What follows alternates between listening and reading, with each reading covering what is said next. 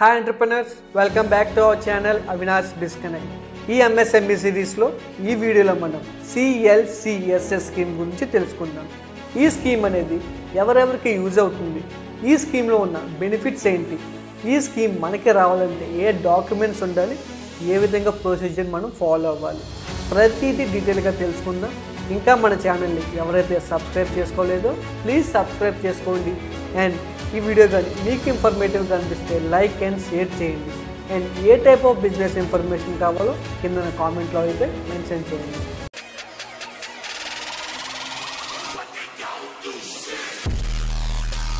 CLCSS scheme, credit linked capital subsidy scheme.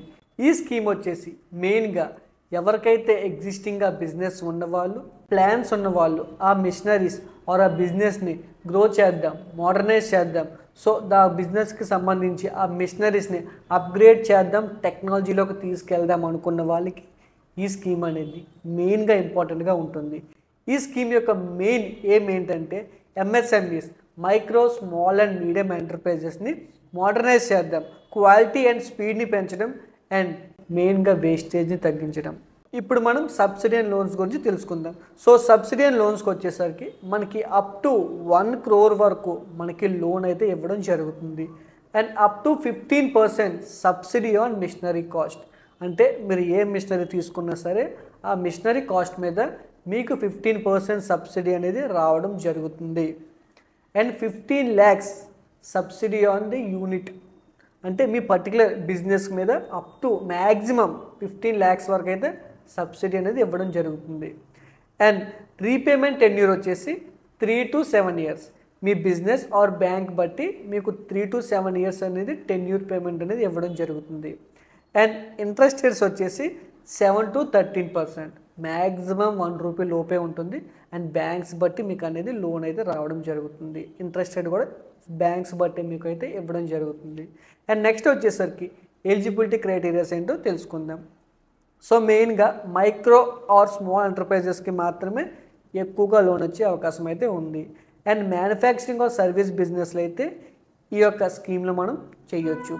And technology machinery approved CLSS sector లిస్ట్లో అయితే మీ company అనేది కంపల్సరీగా list అయ్యి ఉండాలి. అండ్ ఉద్యమ్ రిజిస్ట్రేషన్ సర్టిఫికేట్ అనేది కంపల్సరీగా మీరు మీ బిజినెస్ మీద రిజిస్ట్రేషన్ చేసి ఉండాలి.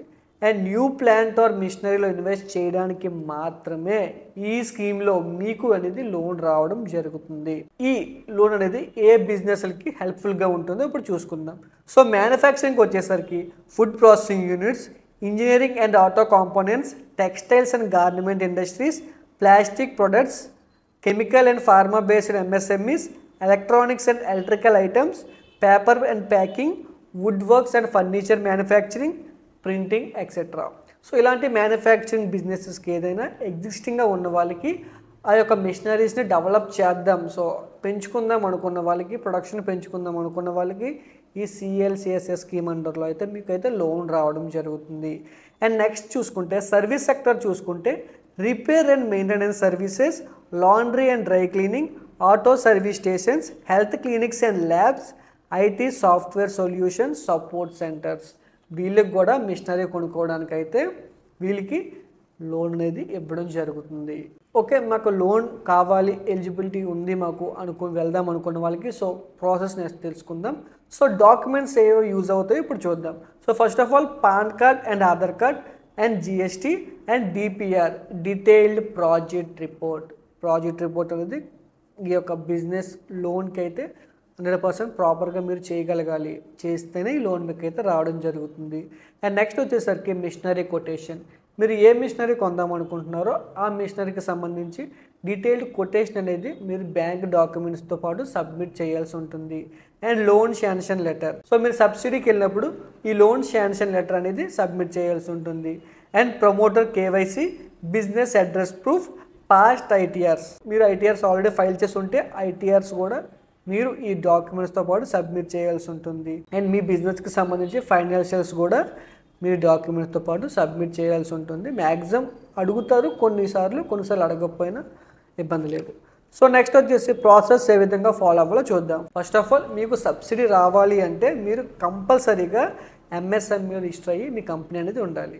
ఎంఎస్ఎంఈలో కానీ మీరు రిజిస్టర్ అవ్వకపోతే మీకు సబ్సిడీ రావడానికి కొంచెం ఇబ్బందిగా ఉంటుంది, మ్యాక్సిమం రాదు. సో అక్కడ రిజిస్ట్రేషన్ ఉంటేనే నెక్స్ట్ అనేది ప్రాసెస్ అనేది అవ్వడం జరుగుతుంది. సో మెయిన్గా మీరు మీ లోకల్లో ఉన్న నేషనల్ బ్యాంక్స్కి విజిట్ అవ్వండి. ఏ బ్యాంక్స్ అంటే small industrial development bank of India, NABARD and state bank of India, Punjab national, ఇలాంటి బ్యాంక్స్కి వెళ్ళి విజిట్ అవ్వండి. అండ్ నెక్స్ట్ వచ్చేసరికి మీరు ప్రాపర్గా టర్మ్ లోన్కి ఎన్ని టర్మ్స్లో మీరు కట్టగలరని చెప్పి అప్లై చేసుకోండి. అండ్ తర్వాత ప్రాజెక్ట్ రిపోర్ట్ సబ్మిట్ చేయండి. ప్రాజెక్ట్ రిపోర్ట్లో మనం మెయిన్గా చూపించాల్సిన విషయాలు ఏంటి అంటే మిషనరీ. సో మీరు ఏ మిషనరీ తీసుకుంటున్నారు, ఆ మిషనరీ వల్ల మీకు వచ్చే యూజ్ ఏంటి, మీ ప్రొడక్షన్ పెరుగుతుందా, లేక ఆ మిషనరీస్ మీకు ఏ విధంగా సపోర్ట్ చేస్తాయనేది ఆ యొక్క ప్రాజెక్ట్ రిపోర్ట్లో మీరు చూపించాల్సి ఉంటుంది. Next production plan. Production plan అనేది మీరు మిషనరీ తీసుకుంటున్నారు, ఆ మిషనరీ వల్ల మీకు ప్రొడక్షన్ ఎంత ఇంక్రీజ్ అవుతుంది, 1 ton ఇంక్రీజ్ అవుతుందా, 2 ton ఇంక్రీజ్ అవుతుందా, ఎంతవరకు ప్రొడక్షన్ ఇంక్రీజ్ అయ్యే ఛాన్స్ ఉంది, ఆ ప్రొడక్షన్ మీకు ఏ విధంగా బెనిఫిట్ అవుతుంది అని చెప్పి మీరు ఆ ప్రాజెక్ట్ రిపోర్ట్లో కూడా కంపల్సరీగా చూపించాల్సి ఉంటుంది. నెక్స్ట్ వచ్చేసి ROI details, return on investment.